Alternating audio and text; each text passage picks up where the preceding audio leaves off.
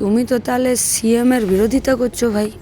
সরকার যখন ধর্মের রাজনীতিতে মেতে যায়, রেশন দোকানকে যখন প্রসাদ বিতরণের ক্ষেত্র করা হয় এবং বিরোধী দল যখন তারা বুক ঠুকে বলে যে আমরা একটি নির্দিষ্ট ধর্মীয় সম্প্রদায়ের জন্য আমরা কাজ করব, তখন আপনার আমার এই মানুষের প্রয়োজনের এই কোর বিষয়গুলো সেগুলো তো চাপা পড়ে যাবেই।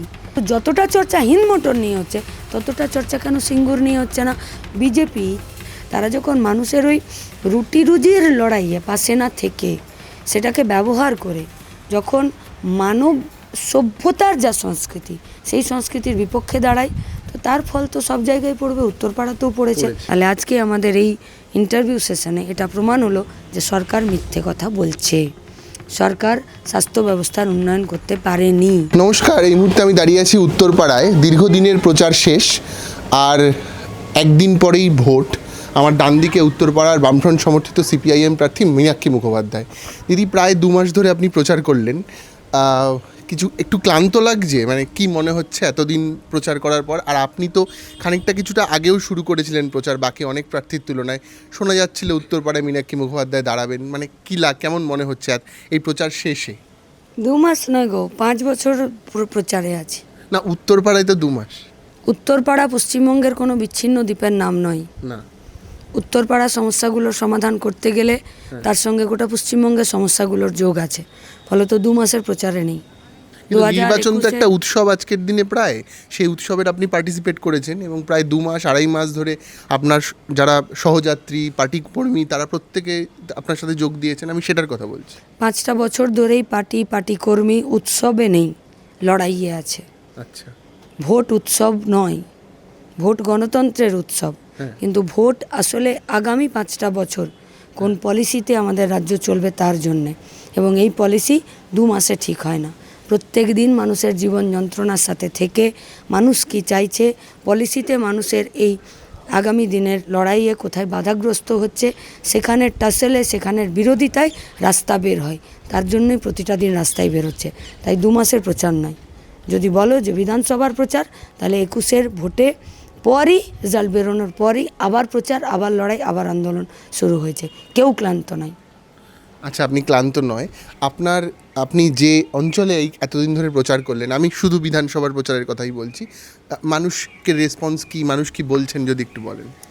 উত্তরপাড়ায় 15টা বছর ধরে মানুষ তৃণমূল কংগ্রেস পরিচালিত সরকার এবং বিগত 5টা বছরে যেখানে শুধুমাত্র তৃণমূল কংগ্রেস নয়, বিরোধিতার জায়গায় 77টা বিজেপির এমএলএ ছিল, তারা যেভাবে সরকার পরিচালনা করেছেন, সেই সরকার পরিচালনার পলিসিতে উত্তরপাড়ার মৌলিক সমস্যাগুলোর সমাধান হয়নি, বরং বেড়েছে। এবং তারা এই 15টা বছর ধরে লাঞ্ছিত হয়েছেন, অপমানিত হয়েছেন। কোথায় যাবেন তাদের কাছে কোনো জিনিস জায়গা ছিল না।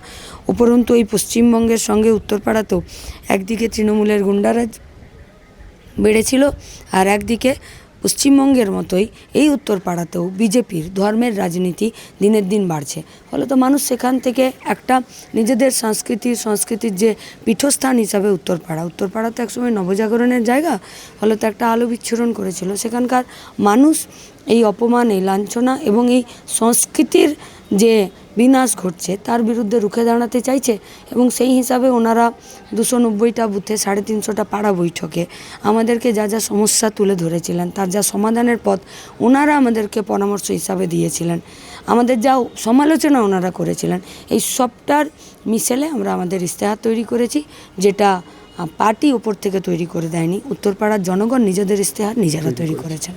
আচ্ছা, আমি তথ্য দেখছিলাম গুগল ঘেটে যে উত্তরপাড়ায় সামগ্রিকভাবে কংগ্রেস কোনোদিন জেতেনি, মানে 52 ইলেকশন থেকে 2002 পর্যন্ত সম্ভবত এক নাগাড়ে প্রথমে সিপিআই, তারপর সিপিআইএম জিতে এসেছে। তো স্বাভাবিকভাবেই গোটা রাজ্যের অন্যান্য অনেক অংশের তুলনায় উত্তরপাড়ার বাম সংস্কৃতি অনেক বেশি। কিন্তু গত 8-10 বছর ধরে ভারতবর্ষে বিজেপি ক্ষমতায় আসার পর এবং পশ্চিমবঙ্গে বিজেপির ভোট বাড়ার ফলে পশ্চিমবঙ্গের সাংস্কৃতিক একটা পরিবর্তন এসছে। সেই পরিবর্তন কি আপনি আপনার প্রচারে বা উত্তরপাড়ার মানুষের সাথে কথা বলে বুঝতে পারলেন? সেই সংস্কৃতির প্রভাব কি এই নির্বাচনে পড়বে বলে মনে করেন? শুনুন, বিজেপি সরকারে এসছে বা ভোট পার্সেন্টেজ বেড়েছে বলে এখানকার সংস্কৃতি পরিবর্তন হয়েছে এমনটা নয়। আচ্ছা, সংস্কৃতির পরিবর্তন হয় কখন? যখন মানুষের রোজগারটার ওঠানামা করে বা মানুষের রোজগার কমতে থাকে। ধরে নিন, আপনি আপনার বাবার একটা ভালো ইনকাম আছে, তাহলে আপনি লেখাপড়াটার সঙ্গে আরও কিছু এক্সট্রা ক্যারিকুলাম আপনি করতে পারবেন। ঠিক। কিন্তু আপনার যদি ইনকাম কমে যায়, এক্সট্রা ক্যারিকুলাম তো ছেড়েই দিন, আপনার পড়াশোনাতেও সেখানেও টান পড়বে।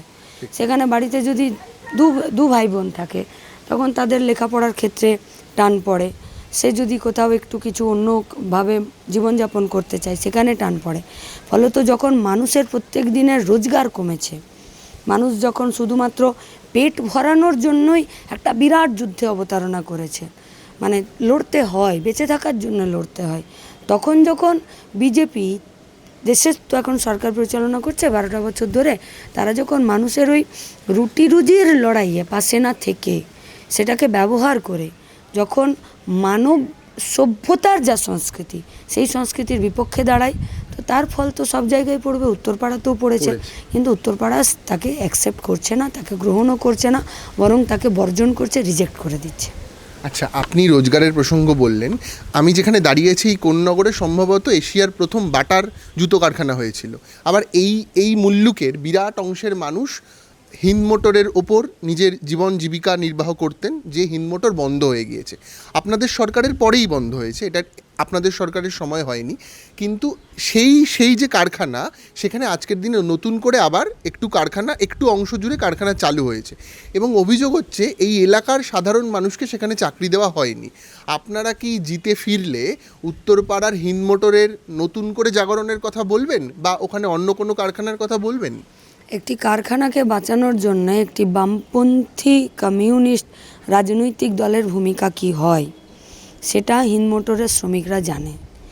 আজও তার জন্য হিন্দমোটরের শ্রমিকরা কখনোই লাল ঝান্ডাকে এর জন্য দায়ী করে না, বা বামেদের সরকারকেও দায়ী করে না। অ্যাম্বাসেডর কার সরকারি নিয়ম করে যে এই গাড়িই কিনবে সমস্ত সরকারি জায়গা, পারমিটও এই গাড়িকেই দেওয়া হতো।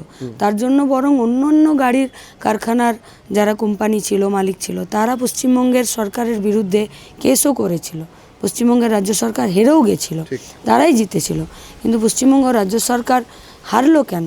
কারণ তারা এই অ্যাম্বাসেডর কার, এই হিন্দুস্তান মোটরকে বাঁচানোর জন্যে শুধুমাত্র অ্যাম্বাসেডর কারকেই তারা পারমিট দিত। কিন্তু গোটা দুনিয়ার বাজারে, ভারতবর্ষের বাজারে অন্যান্য গাড়ি কারখানা চলে আসে কম্পিটিশনে, তার দ্রুত গতিতায়, তার শেপে, তার টেকনোলজিতে।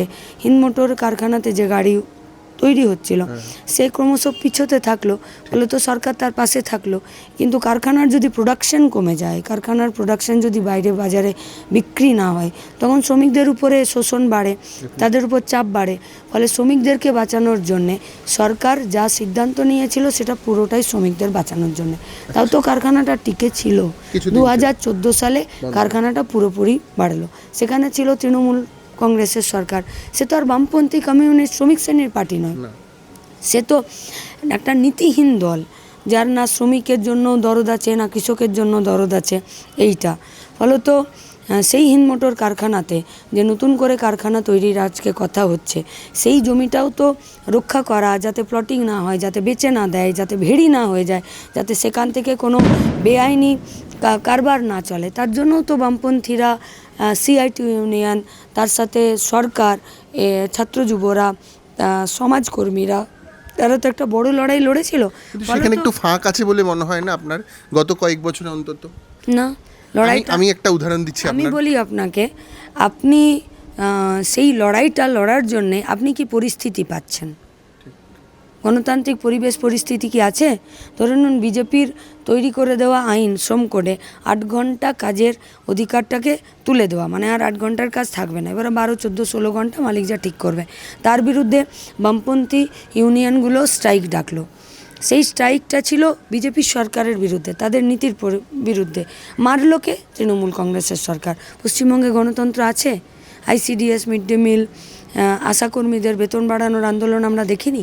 চাকরি প্রার্থীদের আন্দোলন, আমরা যারা বেকার ছাত্র যুবদের আন্দোলন করেছি তার আন্দোলন দেখিনি?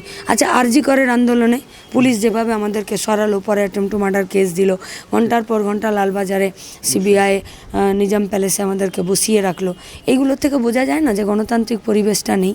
ফলে এই একটি অগণতান্ত্রিক এবং একটি ফ্যাসিস্ট কায়দার যে সরকার চলছে, আসলে গুন্ডারাজের একটা সরকার চলছে, সেখানে লড়াই লড়াইটা মানে যতটা সর্বোচ্চ, সেই সর্বোচ্চ লড়াইয়ে কিন্তু মানুষ এবং আমাদের কর্মীরা আমরা সবাই মিলেই আছি। এখন আমাদের অন্য প্রশ্ন, আমরা হিন্দ মোটর সম্পর্কে যতটা কনসার্ন, আমরা সিঙ্গুর সম্পর্কে কতটা কনসার্ন হচ্ছি না? হ্যাঁ, এই কেন? তো কিছু দূরেই। হিন্দ মোটর বন্ধ হয়ে গেল, তার জন্য আমরা খুবই কনসার্ন, খুবই ভালো, দরকারও তাই।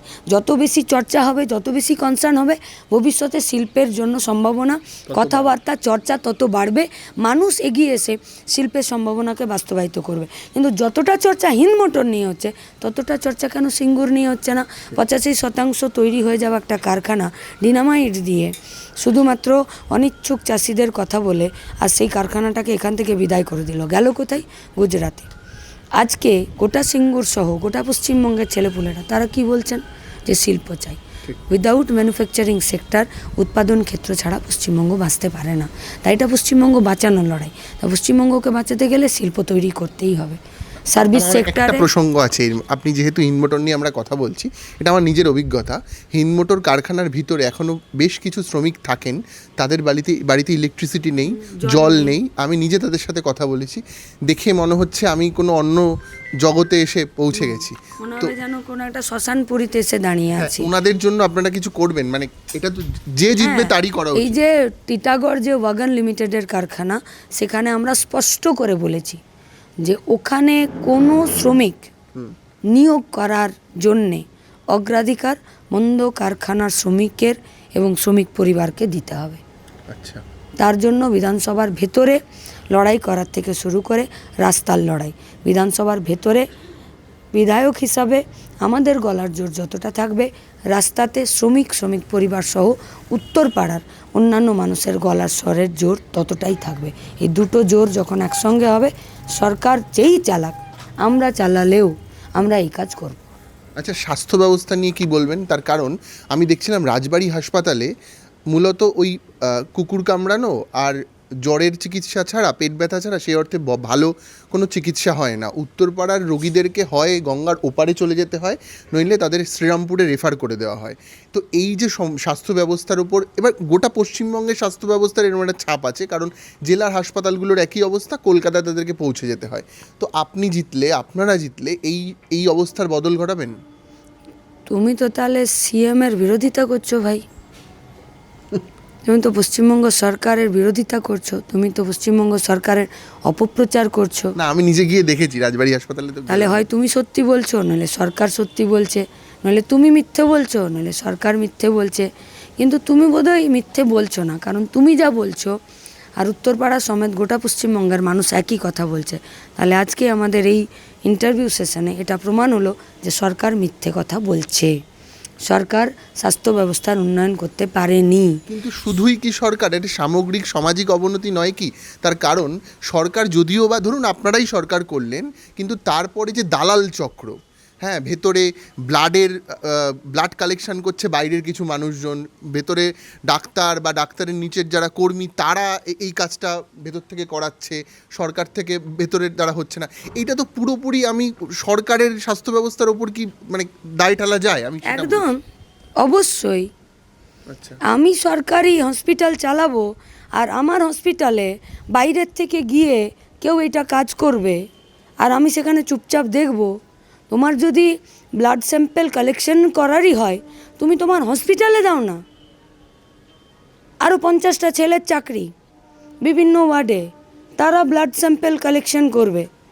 আজকে যদি একটা প্রাইভেট ডায়াগনস্টিক সেন্টার হয়, তুমি তার সাথে কথা বলো না যে তোমার বাজার রেট যা আছে, সরকারি হসপিটাল থেকে ব্লাড এলে তোমাকে এত রেটে এটা করে দিতে হবে। আর তোমার যদি ইচ্ছে হয় বা তোমার যদি দায়বদ্ধতা থাকে সরকারের, তুমি একটা পাল্টা ডায়াগনস্টিক সেন্টার করো। আমাদের হসপিটালগুলোতে নেই ডায়াগনস্টিক সেন্টার। তাহলে তুমি সরকারি স্বাস্থ্য ব্যবস্থাকে ধুঁকতে ছেড়ে দিচ্ছ, পরিকাঠামোকে একদম তলানিতে ছেড়ে দিচ্ছ। তাহলে তো তুমি প্রাইভেটকে মাথাচাড়া দিয়ে দাঁড় করিয়ে লোকের গলাতে একদম ছুরি বসিয়ে দিচ্ছ। হ্যাঁ, সেটাই হচ্ছে। আমি বলছি আপনারা জিতলে এর বদল ঘটাতে পারবেন? কেন হবে না? কিন্তু এটা সামাজিক অবনতি নয় কি? শুধুমাত্র কি সরকারের দায়? সামাজিক অবনতিকে, অবক্ষয়কে রক্ষা করার জন্যে, তার মেরামত করার জন্যে রুলস রেগুলেশন এবং আইন বলে তো একটা কাজ আছে। যিনি ভালো কাজ করেন তার প্রশংসা করা হয়, তাকে অ্যাওয়ার্ড দেওয়া হয়। আর যিনি খারাপ কাজ করেন, মনে করুন আমি একটা টাকা বা আমার একটা কোনো সম্পত্তি আমি কোথাও ফেলে চলে গেছি, কেউ যদি আমাকে দিয়ে যায় তাহলে আমরা তাকে প্রশংসিত করি না, তাকে অ্যাওয়ার্ড দিই না? আর যদি আমার কাছ থেকে ওটা কেউ ছিনিয়ে নিয়ে চলে গেল ছিনতাই করে, তাহলে আমরা তাকে শাস্তি দিই না? এটাই তো আইনে আছে। কিন্তু আজকে তার প্রশংসাও নেই, আর যে ছিঁড়ে নিয়ে চলে যাচ্ছে, ছিনতাই করে নিয়ে যাচ্ছে, তার কোনো শাস্তি নেই। তাহলে এটা তো সরকারি অপদার্থতা, এটা তো সরকারি ব্যর্থতা।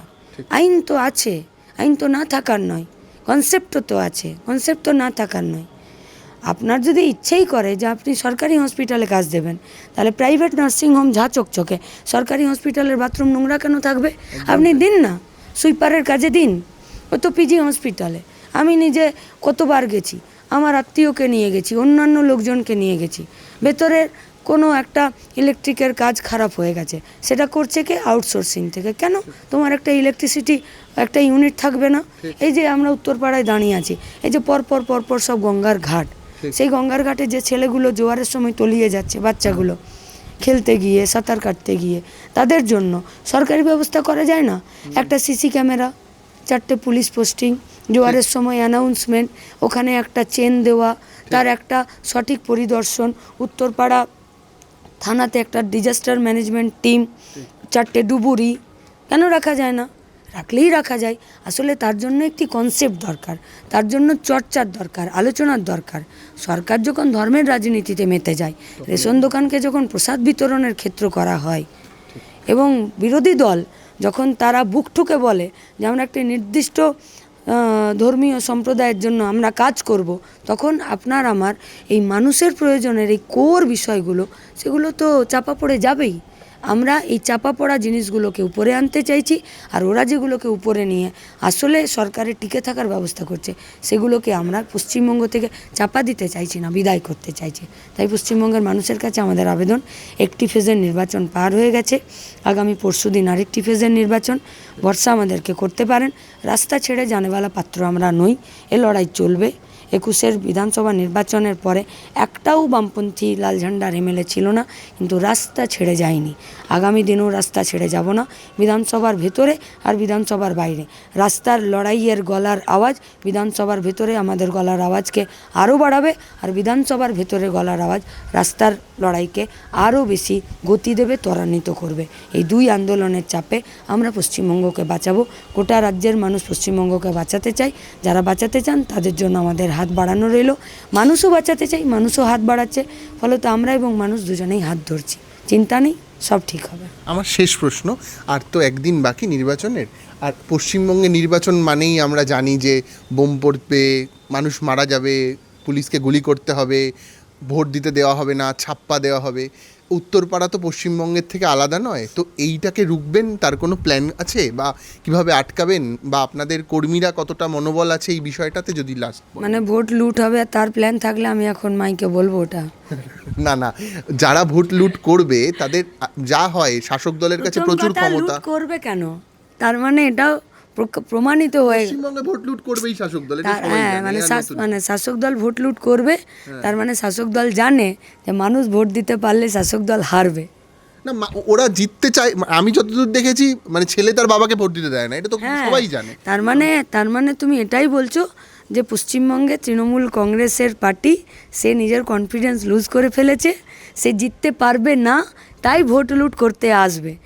আমরা ওদের এই আশঙ্কাকে সত্য প্রমাণিত করব, ওরা হারবে, মানুষ ভোট দেবে। Thank you.